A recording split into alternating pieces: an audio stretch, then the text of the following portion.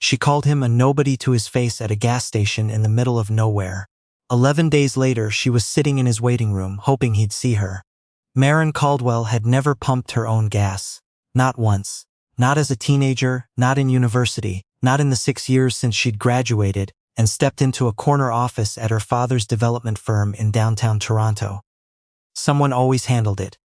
Someone always handled everything. Her father, Hugh Caldwell, had built Caldwell Urban Group from a single condo project in Mississauga into one of the largest mixed-use developers in Ontario. Towers in the financial district, retail complexes in Vaughan, a waterfront project in Hamilton that had been on the cover of Canadian Architect twice. Hugh's name didn't just open doors, it built them. Maren had grown up inside that empire, the way a fish grows up in water. She didn't think about it. She didn't question it. She simply moved through the world, assuming it would continue to arrange itself around her. And for the most part, it did. By 27, she had developed a habit she wasn't fully aware of. She sorted people, quickly, silently, the way someone swipes through photos, useful or not useful, worth her time or beneath it. She didn't think of it as cruelty. She thought of it as efficiency. One Friday afternoon in late September, Hugh called her into his office on the 30th floor. The lake was gray behind him. He looked tired in a way she rarely saw. "Maren, I need you to go to Bracebridge this weekend. Aunt June's 70th birthday. The whole family's going." Maren looked up from her phone. "Bracebridge? You mean Muskoka?" "I mean Bracebridge. The town, not the cottage. June lives in town." "Dad, I have dinner with the Langford group on Saturday. I can't just disappear into cottage country for a birthday party at some church hall." Hugh set down his pen. The gesture was small. The weight of it was not. "You're going," he said. "She's my sister. She's your aunt. And you're going to smile, eat the cake, and act like the person I raised you to be." Maren went, not graciously, but she went. She drove north from the city in her white Audi, her best friend Tessa in the passenger seat and another friend Dominique in the back. The highway thinned as they passed Barrie.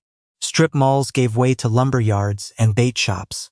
The trees pressed closer to the road. They stopped for gas in a small town about 20 minutes south of Bracebridge. The station was old.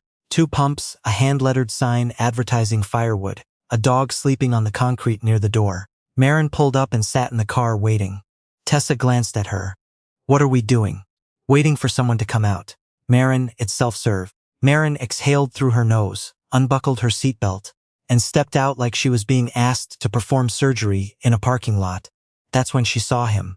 A guy, maybe late 20s, kneeling beside a mud-caked truck near the air pump, checking tire pressure. He wore a flannel shirt with the sleeves rolled up, work boots, and jeans that hadn't been new in a long time. His hands were rough. His hair was pushed back under a cap with no logo on it. He didn't look up. Tessa leaned out the window. "Think he works here?" Maren shrugged. "Hey," she called across the lot. "Hey, excuse me." He looked up. His eyes were brown, steady, completely unhurried. "Do you work here? Can you pump this for me?" He looked at her car, then back at her. Then he went back to checking his tire. "Hello?" Maren took a step forward. "I asked you a question." He stood up, brushed off his knee, and said quietly, "Pump's right there, you just lift the handle." And then he turned back to his truck. Dominique laughed from the back seat.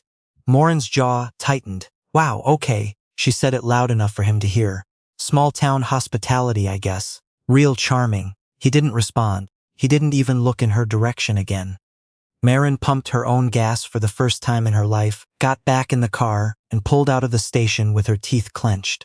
"Some people just peak early," she muttered. "That's their whole life. A truck and a tire gauge." Tessa said nothing. Dominique changed the subject. They arrived in Bracebridge by early evening.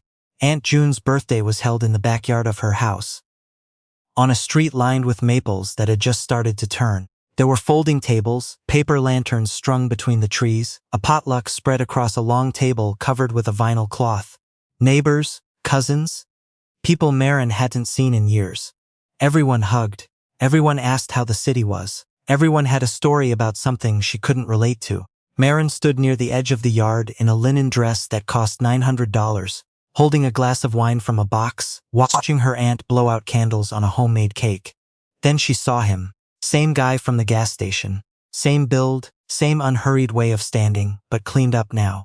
A dark Henley, no cap, hair pushed back. He was talking to Aunt June near the back porch, and whatever he said made June laugh so hard she put her hand on his shoulder to steady herself. Maren leaned toward Tessa. "That's the gas station guy." Tessa squinted. "Oh, he cleans up pretty well actually. Let's go over." Maren walked across the yard with the kind of stride that expects attention. She stopped a few feet from him and waited for a gap in the conversation. "Hey," she said, "didn't expect to see you here."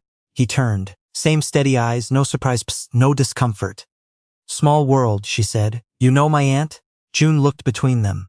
"Oh, you two know each other?" "We met briefly," the guy said. "At the Esso."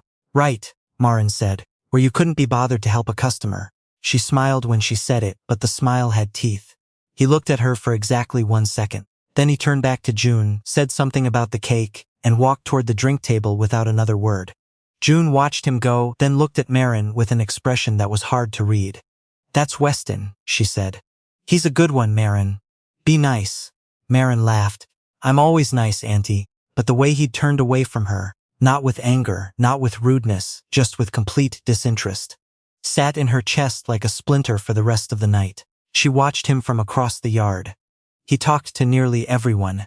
He helped June carry plates inside. He sat on the porch steps with a group of kids and showed them something on his phone that made them erupt with laughter. He moved through the party like someone who belonged everywhere and needed to prove it nowhere. Maren left early the next morning. She told Tessa in the car that the whole weekend was a waste. "I love Aunt June, but honestly, that town is a time capsule. Those people have no idea what the real world looks like." She said it and believed it. She had no reason not to. 5 days later, Hugh called her into his office again. "There's a meeting on Wednesday," he said. "Caldwell Urban is negotiating an infrastructure partnership with a firm out of Ottawa. They handle sustainable building systems, energy-efficient design, green certification, the works. If this goes through, it puts us 2 years ahead of every other developer in the GTA." Maren straightened in her chair. "Who's taking the meeting?" "You are." She felt something lift in her chest. She had been waiting for this. "Don't let me down," Hugh said. "This partner is particular. They don't work with just anyone." Maren spent 3 days preparing. She had binders, projections, a slide deck, talking points rehearsed in front of her bathroom mirror. Wednesday morning she arrived at the meeting location, a converted heritage building on King Street East that had been redeveloped into a modern office space. Brick and glass, exposed steel beams, the kind of building that whispered money without shouting it. She stood on the sidewalk, adjusting her blazer, running through her opening line in her head. That's when she saw him. Standing near the entrance, coffee in hand, looking at something on his phone. Flannel replaced by a dark wool coat. Same calm posture, same face. Maren almost dropped her binder. She walked toward him before she could stop herself. "Okay, you have to be following me." He looked up. "Gas station, birthday party. Now downtown Toronto?" She laughed, but it came out sharp. "What, are you interviewing for a porter position or something? Because I should warn you, this building's tenants are kind of a big deal." He took a sip of his coffee, didn't say a word. A woman in a gray coat walked out of the building, saw him, and said, "Weston, the boardroom's ready when you are." He nodded at the woman, looked at Maren one more time, almost like he was committing something to memory, and walked inside. Maren stood on the sidewalk. The wind off the lake was cold. She followed him in 30 seconds later. The boardroom was on the 3rd floor. Long table, floor-to-soiling windows. A view of the distillery district. 14 people. Water glasses, notebooks, the low hum of pre-meeting conversation. Maren took her seat and opened her binder. She was reviewing her notes when the door opened and the room went quiet. Not dramatically, not like a movie. Just the way a room goes quiet when the person everyone's been waiting for arrives. Weston walked in. He was followed by 2 people carrying tablets. He moved to the head of the table, set his coffee down, and looked around the room with the easy authority of someone who had done this 1,000 times. Because he had, his eyes found Maren. He didn't flinch. He didn't smile. He just looked at her the way you look at a paragraph you've already read. "Let's get started," he said. Maren couldn't feel her hands. The man she had called a gas station attendant. The man she had mocked at her aunt's birthday party. The man she had asked, 45 minutes ago, if he was interviewing to be a porter. He was running this meeting. His name was Weston Beaulieu. His firm, Northridge Sustainable Infrastructure, had been founded when he was 21. in a rented room above a hardware store in Arnprior, Ontario. By 24, he had provincial contracts. By 27, his firm had designed the energy systems for 3 of the largest net-zero commercial buildings in eastern Canada. His client list included municipal governments, federal agencies, and 2 of the biggest pension funds in the country. He employed over 500 people across 3 offices.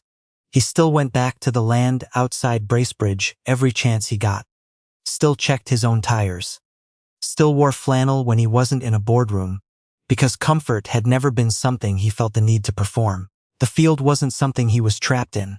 It was something he returned to. Maren sat through the entire meeting in a fog. Weston spoke about carbon modeling, about life cycle analysis, about a proprietary insulation system his team had developed that cut heating costs by 38%. Every sentence was precise. Every number landed. The room listened to him the way rooms listen to people who don't need the room to listen. All Maren could hear was her own voice. "Are you interviewing for a porter position?" When the meeting ended, people stood, shook hands, exchanged cards. Someone near the window was laughing. Maren hadn't moved. She caught his assistant near the door. "I need 5 minutes with Weston." The assistant checked her phone. "He's booked through the afternoon. I can find something next week." "Please," Maren said. The word came out barely above a whisper. 5 minutes. "That's all." The assistant studied her face, typed something, looked back. He said 3 minutes. "His office is upstairs." The office was on the top floor, a corner room with wide windows facing south. Bookshelves lined one wall. A framed topographic map of Muskoka hung behind his desk. Weston was standing at the window when she walked in. He didn't turn around right away. When he did, his expression was neutral. No anger, no smugness, no victory lap, just that same impossible calm. "You wanted to talk," he said. She had rehearsed something in the elevator. She'd forgotten every word of it. "I was wrong," she said. "About you, every single time." He waited, at the gas station, at Aunt June's, and this morning outside what I said. She forced herself to hold his gaze, even though something in her chest was telling her to run. "I looked at you and decided you were less than me. I did it instantly, without thinking, and I did it 3 times. And every single time, I was the one who should have been embarrassed." The room was very quiet. Traffic sounds drifted up from King Street, muffled by the glass. "Why does it matter to you now?" he asked. It was the exact right question. "Because nobody ever calls me on it," she said. "I say things like that all the time. In my world, people just laugh along or pretend they didn't hear it. Nobody pushes back." She paused. "You didn't push back either, you just didn't care. And that was worse." Weston looked at her for a long moment. "I grew up in Arnprior," he said.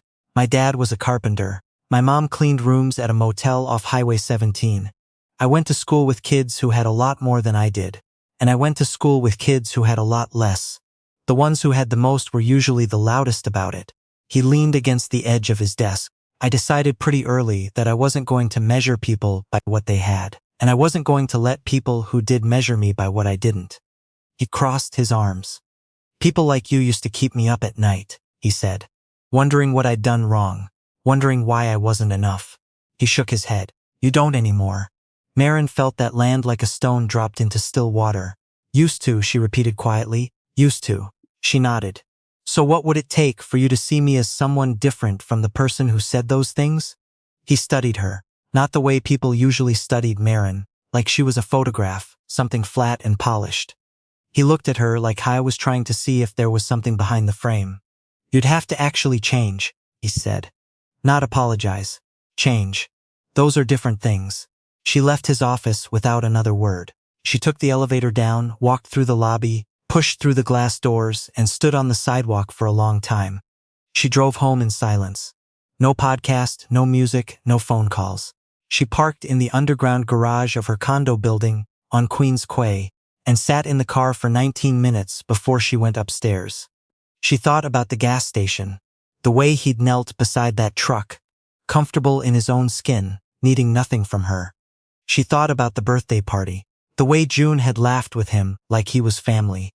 She thought about the kids on the porch steps, leaning into him like he was the safest person in the yard. She thought about the meeting, 500 employees, 3 offices, federal contracts, and he still checked his own tire pressure at a self-serve gas station in a town most people drove through without stopping. She thought about every person she'd ever dismissed, because they didn't look the way success was supposed to look. By the time she went to bed, something had shifted. Not dramatically, not like a switch, more like a door she'd walked past 1,000 times that she'd finally noticed was open. She went to her father the next morning. "Dad, I want to do something outside the company." Hugh looked up. "What kind of something?" "There are towns north of Barrie," she said.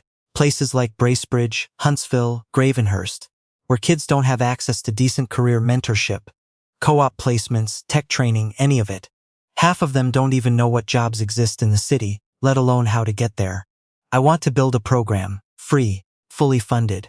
We connect them with real professionals, real companies, real opportunities." Hugh Caldwell looked at his daughter the way a parent looks at a child when something they didn't plant starts growing anyway. "Where's this coming from?" he asked. "Does it matter?" He thought about it. "No," he said quietly. "I suppose it doesn't. If you're serious, I'll back you. I'm serious." 5 months later, the Caldwell Opportunity Bridge had launched in 3 Muskoka area communities. Maren ran it herself. Not from a glass tower on Bay Street, but from the road. She drove to Bracebridge every Tuesday and Thursday. She sat with teenagers in a renovated space above the public library that she and 4 volunteers had spent 3 weekends painting. She brought in engineers, designers, tradespeople, entrepreneurs.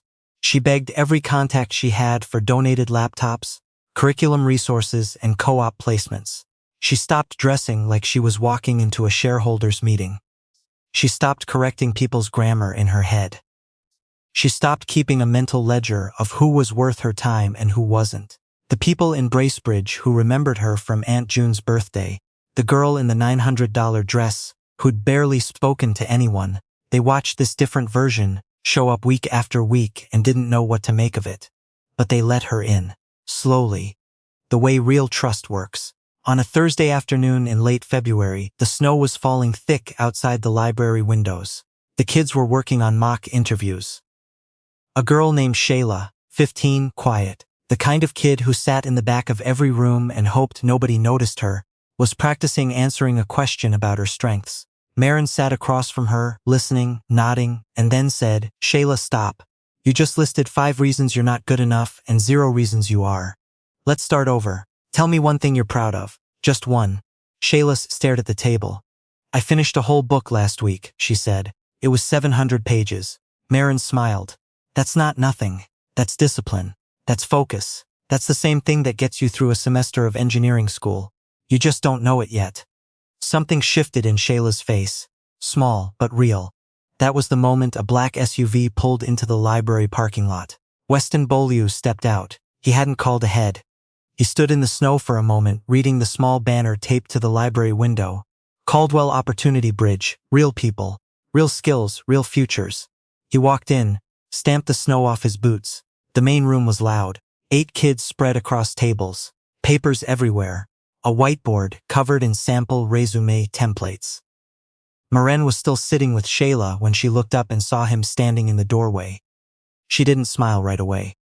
She just looked at him the way you look at something you'd hoped for but hadn't expected. She said something quiet to Shayla, stood up and walked over. "Hey!" He looked around the room, took it in slowly. The kids, the noise, the handmade signs on the walls, the fact that none of it was polished and all of it was real. "This yours?" he asked. "The communities," she said. "I just show up." He was quiet for a moment. "Someone at the county office mentioned it," he said. "I wanted to see it for myself." She nodded, didn't push, didn't fill the silence with words that weren't needed. He turned back toward the room, watched Shayla pick up her pen and start writing something down. "You know," he said, "when I saw you at that gas station, asking me to pump your gas like I was hired help, I wrote you off completely." "That's fair," she said. "But then you stood in my office and said something almost nobody in your position says. That I was wrong, that you were wrong and you understood why." He looked at her. "Most people in your world just move on to the next version of themselves and pretend the last one never existed. You didn't." She didn't answer. She didn't need to. "What you've built here," he said, "is real. I've seen a lot of programs that look like this on paper. Most of them are just someone's guilt, dressed up as generosity." He shook his head slightly. "This isn't that." She felt something settle inside her that had been unsettled for a long time. Something she hadn't known how to name. A few weeks later, he called her. Not about business. Not about the partnership. He asked if she wanted to grab coffee. Just talk. No agenda. She said yes. They met on a Saturday morning at a diner halfway between Toronto and Bracebridge. A place on Highway 11 with vinyl booths and coffee that came in a bottomless pot. The parking lot was full of pickup trucks and minivans. They talked for 4 hours. About their fathers. About what it felt like to be given everything and still feel hollow. About what it cost to build something from nothing. About what it cost to walk away from something that was handed to you. He told her about the first time he drove back to Arnprior after his company turned profitable. How he'd spent the whole day helping his dad frame a shed. How he hadn't told him about the company until after they'd finished. How his dad had just looked at him and said, "Good, now hand me that level." She told him about the 19 minutes in the parking garage. About sitting there in the dark, engine off, replaying every cruel thing she'd ever said to someone she'd decided wasn't worth her time. About realizing that the list was longer than she wanted it to be. He listened, not the way people listen when they're waiting for their turn to talk. The way people listen when they actually want to understand. When they finally stood up to leave, the diner was almost empty. The snow had started again outside. "I'd like to do this again," he said. "Yeah," she said. "Me too. It didn't happen fast. It never does, not when it's real. But it happened." By the following spring, Northridge had become a formal infrastructure partner for the Caldwell Opportunity Bridge. 2 more communities had been added. A skilled trades mentorship stream launched in Huntsville. A second location opened in Parry Sound, and somewhere between the spreadsheets and the Saturday mornings, between Bracebridge and Toronto, between the long stretch of highway and the quiet booths at that diner, Maren Caldwell stopped being the woman from the 30th floor. She couldn't say exactly when it happened. Only that one morning she looked in the mirror and saw someone she recognized. Someone who could apologize and mean it. Someone who could show up without performing. Someone who had learned, the hard way, the only way that sticks, that the most powerful person in a room is never the one who makes everyone else feel small. It's the one who doesn't need to.